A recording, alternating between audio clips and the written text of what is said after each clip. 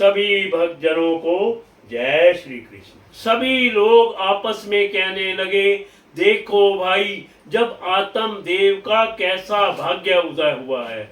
कैसे आश्चर्य की बात है कि गौ के भी ऐसा दिव्य रूप बालक उत्पन्न हुआ है। देव योग से इस गुप्त रहस्य का किसी को भी पता न लगा।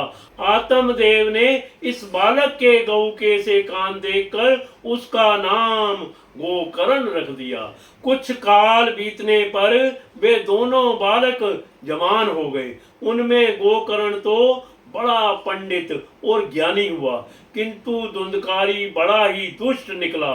स्नान शौचादि ब्राह्मणोचित आचारों का उसमें नाम भी नहीं था और ना खान पान का ही कोई परहेज था। क्रोध उसमें बहुत बड़ा चढ़ा था। वह बुरी बुरी वस्तुओं का संग्रह किया करता था। मुर्दे के हाथ से छुआया हुआ अन्न भी खा लेता था। दूसरों की चोरी करना और सब लोगों से द्वेष बढ़ाना उसका स्वभाव बन गया था। छिपे छिपे वह दूसरों के घरों में आग लगा देता था। दूसरों के बालक को खिलाने के लिए गोद में लेता था और उन्हें चट कुएं में डाल देता था। हिंसा का उसे व्यसन सा हो गया था। हर समय वह अस्त्र शस्त्र धारण किए रहता और बेचारे अंधे और दीन दुखियों को व्यर्थ तंग करता। चांडालों से उसका विशेष प्रेम था। बस हाथ में फंदा लिए कुत्तों की टोली के साथ शिकार की टोह में घूमता रहता था। वैश्याओं के जाल में फंसकर उसने अपने पिता की सारी संपत्ति नष्ट कर दी। एक दिन माता पिता को मार पीट कर घर के सब बर्तन भांडे उठा ले गया। इस प्रकार जब सारी संपत्ति स्वाह हो गई तब उसका कृपण पिता फूट फूट कर रोने लगा और बोला, इससे तो इसकी माँ का बांझ रहना ही अच्छा था।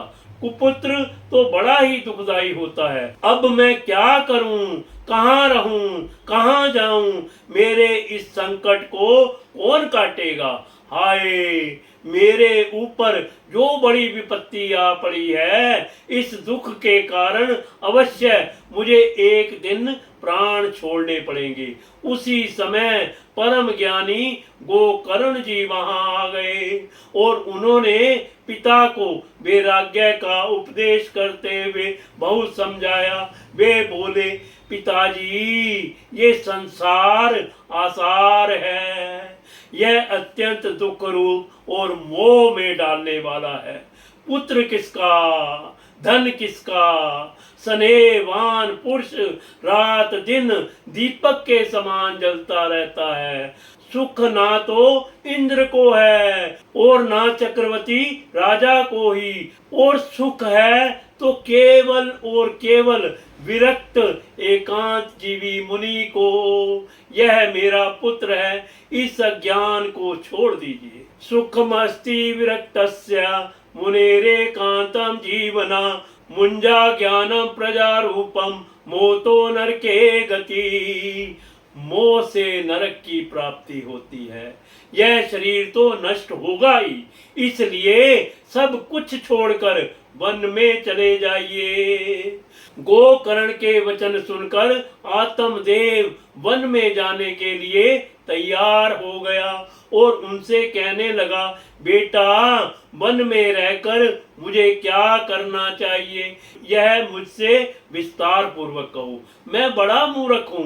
अब तक कर्मवश स्नेह पाश में बंधा हुआ अपंग की भांति इस घर रूप अंधेरे कुएं में ही पड़ा रहा हूँ। तुम बड़े दयालु हो, इससे मेरा उद्धार करो। गोकर्ण ने कहा, पिताजी, यह शरीर हड्डी, मांस और रुधिर का पिंड है।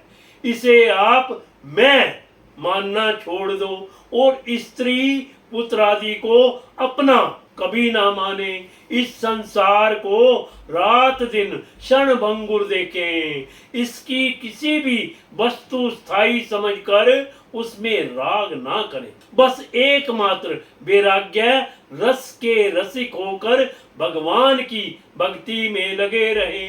भगवत जन ही सबसे बड़ा धर्म है, निरंतर उसी का आश्रय लिए रहे।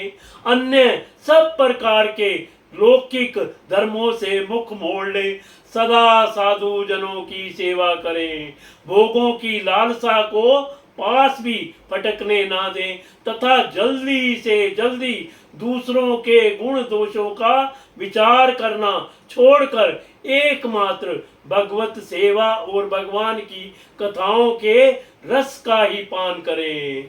इस प्रकार पुत्र की वाणी से प्रभावित होकर आत्मदेव ने घर छोड़ दिया और वन की यात्रा की। यद्यपि उसकी आयु उस समय 60 वर्ष की हो चुकी थी, फिर भी बुद्धि में पूरी दृढ़ता थी। वहां रात दिन भगवान की सेवा पूजा करने से और नियम पूर्वक भागवत के दशम स्कंद का पाठ करने से उसने भगवान श्री कृष्ण चंद्र जी को प्राप्त कर लिया।